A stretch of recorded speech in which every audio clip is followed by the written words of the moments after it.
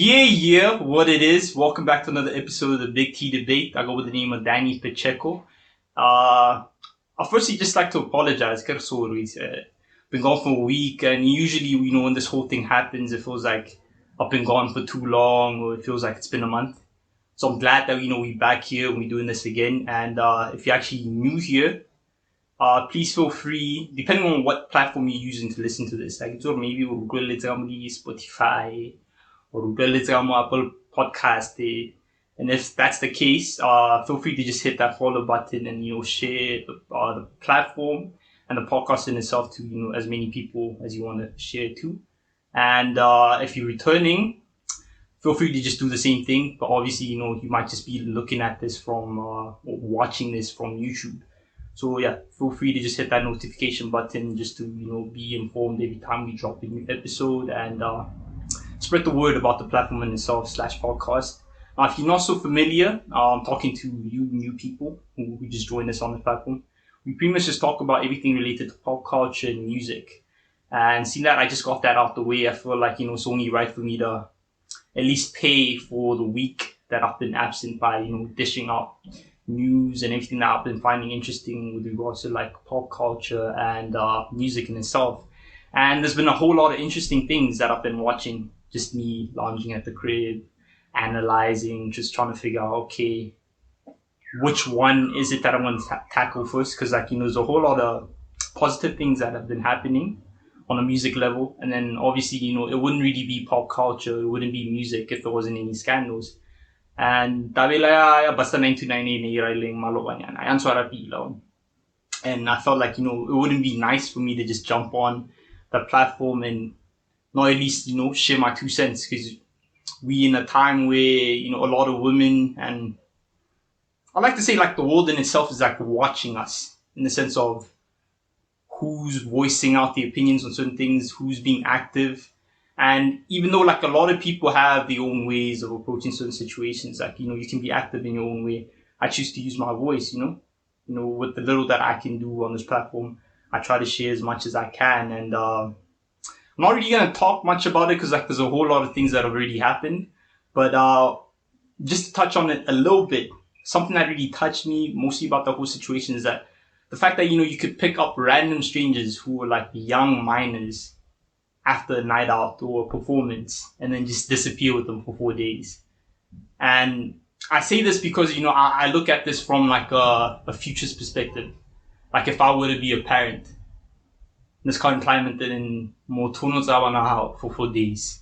When you're on a hane or this is so that in itself is really crazy, and I just wanted to bring awareness to like, everyone within the space of media and music for us to just do better, especially as men, like it feels like a lot of people aren't really responsible with their platforms, and they're not really noticing the power that the platforms that they hold have.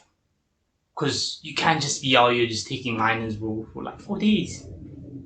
4 days and just disappear with them. And even the other things related to that whole situation is even more crazier, which I feel like, my heart and just, the spirit within me doesn't want to allow. But, I feel like, if there's anything I wanted to regurgitate is like, we need to do better as men. I did say this a while back on the 2nd episode. We're now on the 6th episode.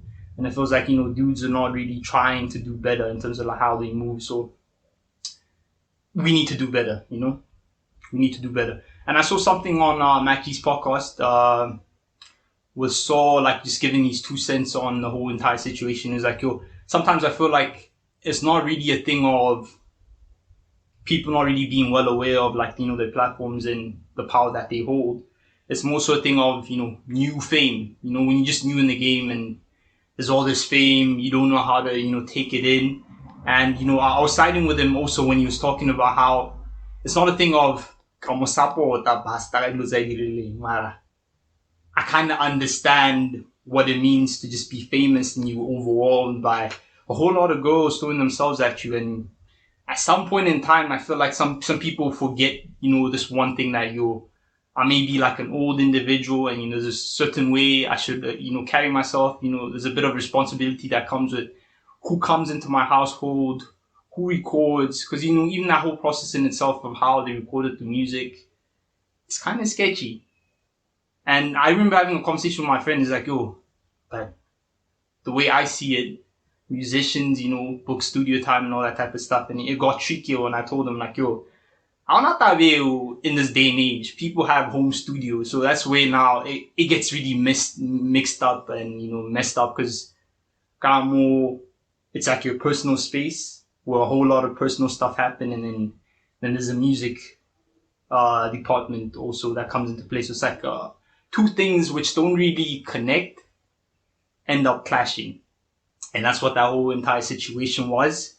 But I guess, that's why I'm going to leave it off with regards to that, because I feel like in as much as we can talk about a whole lot of scandals, we still have to get down to the nits and gritty of why we're here in the first place, and that is just to talk about the music. And this is why I like what I want to talk about this week, or why I'm so amped to actually just, talk to you today, because there's a whole lot that's been happening. Like I did mention, a lot of exciting things actually.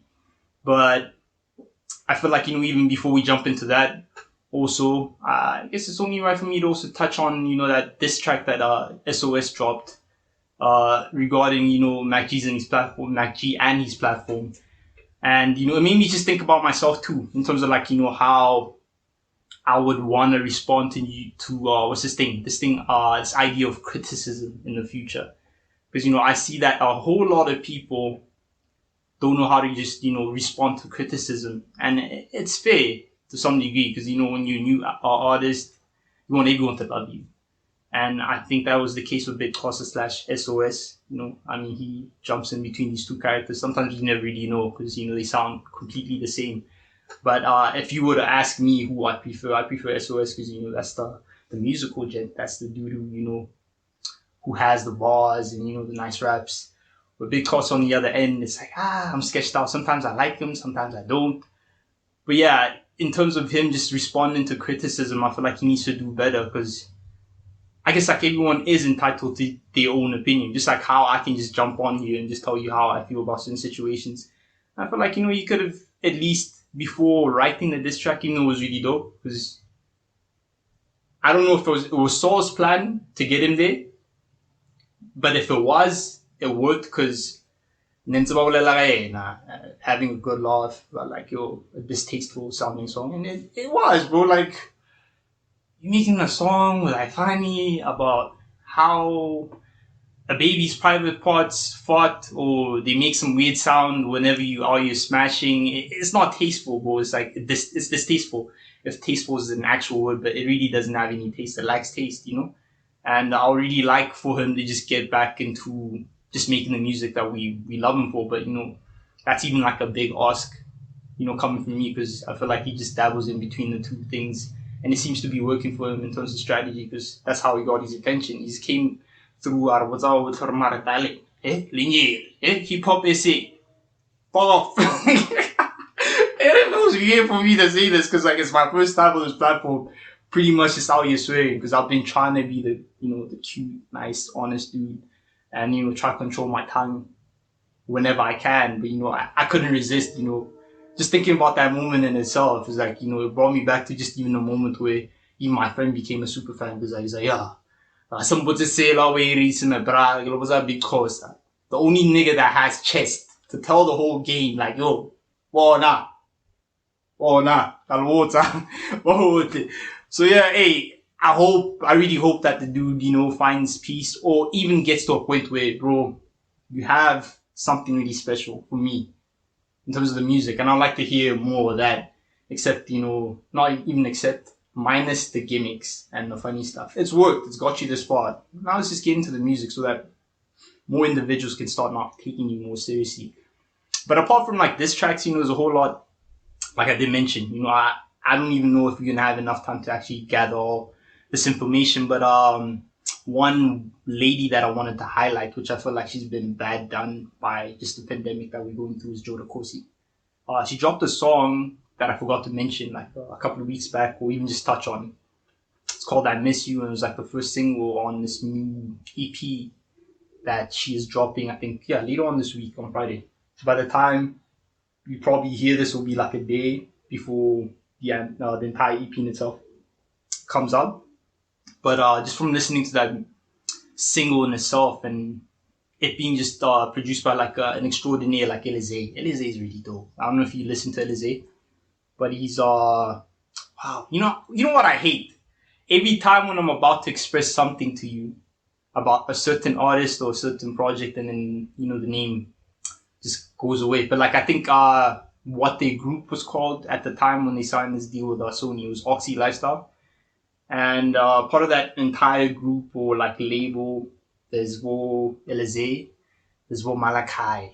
Um, who else is there? Might be another individual that I'm forgetting. Yeah, I think it's like duo Elohim, and some other guy.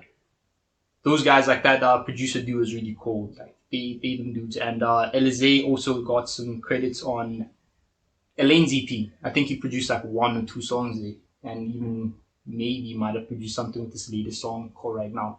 I'm not so sure. But yeah, just that whole entire vibe that they got there is really dope. And I feel like, if Joda is really trying to make that project or a project that we are going to remember, you need certain people like those on your side. So listening to that song itself was like, yo, this girl's really got something in terms of the pen. Because I'm not gonna lie, first time listens can really throw you off, and that's how I felt it the first time when I was listening to the song. I was like, I'm not so sure what to make of it. But because of like the job and the title that I hold, felt it was like only right for me to just give it more of a chance. And I listened to it again, and I realized like sometimes we may be listening to this music with the wrong mind state, because I champion people who are open minded towards music. Give it a chance, because like some things are not meant for you to just consume today. It's an energy. It takes some time. You feel me? So that was really dope to just experience, and it made me more excited just to listen to what she's got going on Friday. Now, with regards to why I say she might have been badly done by the pandemic, is because, hey, just like I said earlier on, I would like, a lot of people were planning events, and she was one of those individuals. She was planning a young event at the Hard Rock Cafe there by Pretoria. I don't know where in Pretoria, because I live in Pretoria, but like, I'm still trying to figure out in terms of logistics where it is. But I think if I was like an owner of a lounge like Hard Rock Cafe, I'll probably have it in Pretoria East, because like that's where people got back. So I think it's might be somewhere located around those areas. And she had like a stellar lineup, ready. She had like the likes of social media extraordinaire, just Daddy G, some kid called Mr. Fallback 2.0. He's well known for doing these videos about how girls in Pretoria will hurt you. So yeah, it really seemed like a dope lineup, even in terms of like them two guys that I just mentioned being MCs, and then a bunch of other artists. Yeah, local acts actually, people who are really not even strangers to this platform in itself. Or Tyson ST, Miles, who I mentioned not so long ago. I think Miles might have not been, I'm not sure. But that whole gang of those rappers that I've mentioned on this platform before, we're gonna be there performing, and then boom, our president just came through some sad news. Hey, what I can't say, Lord. It even took like a whole lot of strength for me to just get here, tell my homie like let's record something, because I was really for some time, like a young 3 days. I make it seem like it's been a week, but it's only been Sunday since that dude came out with the announcement. But I haven't been feeling good. I'm only feeling this great because it's my birthday, and I'm saying it's my birthday because I want you to wish me a happy birthday as soon as you watch this, or later on once you finish this video. But yeah, that's that with regards to Joda. I can only hope, for her, at least like with the reception that she's gonna get, at least people respond well to like the album, because obviously she's not gonna be able to do the launch like she wanted to do the launch. So either way, I feel like she's a great musician. She's got a whole lot of potential. Um, I think the song that she was recording with Zuchi on that vlog that he did for his label, Piff Audio, he's got this like young vlog series on the internet there by YouTube that he was pushing, and I spotted Joda not so long ago, I think a couple of months back, and I hope that song is also there. So that would be really nice to see. And something else, seeing that we're still on Pretoria in a way, even though I don't know geographically, so where Joda's from, but she was going to do this event in Pretoria. I feel like it's only right for me to just, keep on mentioning these dudes who are championing the sound in terms of hip hop in Pretoria. There's this dude called Thato. So he dropped an album last year called Members Only, and a while back I just noticed him, working with MashBeatz, taking a couple of pictures, and there was one picture that actually just caught my attention. Because now this is more than just a picture, but I didn't take it that seriously. I was like, no, my gang, you know how it is with this music thing. There's a lot of music that a lot of artists work on, and then it even gets to a point where we might not even hear everything that they work on. So I didn't really want to make too much about that situation. But now they're working on a joint EP, and here I go again. Let me try to remember the name. Oh yeah, If You Know, You Know. If You Know, You Know. And just last week they released a single called Skate.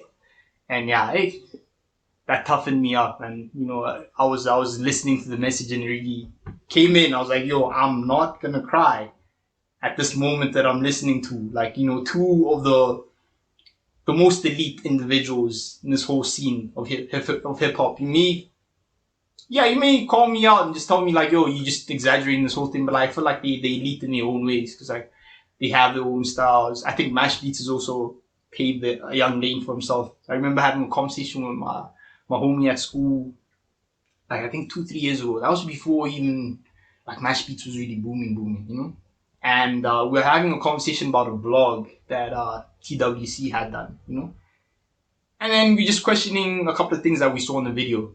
It's like, who do you think that car, that A-Class hatchback is for, or whose car is it? I was like, yo, I was assuming that was Aries' car. And I'm going to say allegedly because, these days, we get attacked.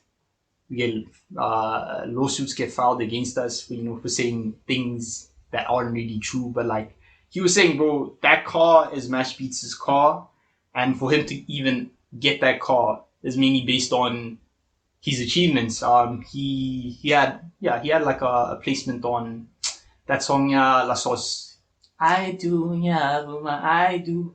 Apparently, MashBeatz has a hand on that song. I'm still yet to just double check, but you see, me just talking about that dude's range and the stamps that he's already gotten, you can see, bro, like he's come a long way, and now he's working with Thato Soul, and I can only just imagine what they have been chefing and what they've been cooking, because they've been even working with Matlera Doughboy, who's also just been on a dope run ever since he leaked his own album. And I can only hope soon enough we can get this album on the relevant and the proper stream platforms. But I like how he was responding to that whole situation in itself, like in terms of like people questioning why would you leak your own album, and he's like, yo, for like the kids in the hood, they don't have that money to be streaming albums or like committing to like 60 rands on Spotify or Apple Music. That here's my 60 rand that I worked hard for, and I'm gonna commit to just paying this monthly so I can discover music and listen to local music. So most definitely like a whole lot of interesting things that have been happening in hip hop. I feel like I'm also just forgetting names. I saw something really interesting by Nasty C also. He dropped that Jack song, and Flame was even tweeting about how before even Nasty came to that point of working with him in terms of Flame the producer, Flame the composer, he was sending this dude beats way back in the day. And I guess you know how it is. You're an artist. Sometimes you may not even promise other people that I'm gonna vibe to your music, I'm gonna listen to your music. And I think that was like one of the cases for Flame and Nasty C not working. And now Flame has a number one record by Nasty C, or a number one record that he made for Nasty C. His first number one, and it was a record that he produced for Nasty C, which is really dope. And I like that Jack song, and even just like how they kind of made it like that thing to like cover this other podcast that Def Jam was doing in collaboration, I think with iHeartRadio or something. We were talking about how Nasty C got to where he got, trials and tribulations. I forgot what the name of that podcast is, but should I get the name, I'll find a way, maybe via like our Instagram page, and just highlight that. So, just having that song being like, I'm trying to find the word, man, like the theme song. Yeah, having that song Jack in itself just being the theme song on that podcast was really dope. And it was really refreshing to hear Nasty C Loki back in his bag again, because, I don't know what to make of him today or these days. I like his music, and I'm a firm believer of, like, sometimes your audience either grows with you, or sometimes it like other individuals who are part of your audience kind of like grow out of you. And I think that's maybe one of those situations I've been having. And I like how even another key individual in my life, we usually just talk about a whole lot of music. He was talking about how it's this thing of like, okay, the dude is far now. It's like he's making music for a different niche. Like, his focus is like global. So to some degree, that is why you may feel like, okay, you're growing out of his sound because, oh, and then when more like you're expecting maybe for him to just connect more with the sound, and it's one of those situations. And I guess, like, just to close off, I'd like to just shout out Cassper on the release of his new album Sweden Show 2.0. Haven't really gotten the chance to listen to the complete album, but the first song in itself is really a dope highlight for me, because even though he has a song there called an amapiano prayer, or a piano prayer, something like that, he has a song that is titled After His Son. And what's really magical about that song itself is it really feels like an actual prayer. So it's like he's got like two prayer kind of driven songs on that album. But that first song is really dope. I like how he just merged, his roots and just his influences pretty much, like, at heart, he is Motswako, and also at heart, he's a rapper. And for him to just, float easily on a song, pouring his heart out, talking about his son, in the strangest of ways, man, it's like, Kimisa koto, koto wale watwata, wale toktogo. It's something undeniable. Like, in as much as like you would try to hate Casper, but you cannot, deny, or yeah, just pretty much just deny like the uniqueness of the song, or just the style, the swagger that the song has. Yo, feel like, I'm gonna leave it off there before I ramble more, talk more. I would like to cover a whole lot of other topics and other things related to music, but I think that's where we're gonna leave it off for today. I go with the name of Danny Pacheco, if you didn't know, and this was the Big T Debate. Peace.